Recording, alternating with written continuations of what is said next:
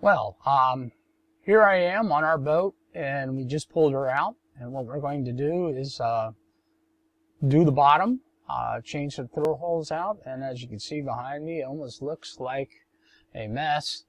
But this is where I'll also be living here. And wife's probably gonna kill me, but not to worry. Got a little air conditioner unit. Works actually better than the air conditioning that's on board the boat itself. That will end up going into Jonah's room after we're done.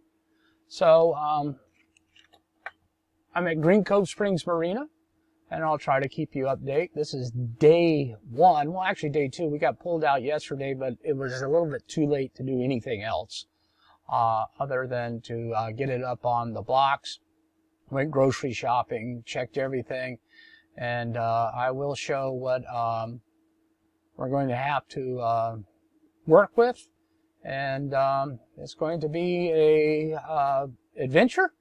And for those of those that look like you're doing the work yourself, this is the 6th time I painted the bottom of a boat and painted a boat. So I'm not an expert, but this is not my first rodeo, so to speak. So that's just me checking in on day one, and I'll show you updates as we go.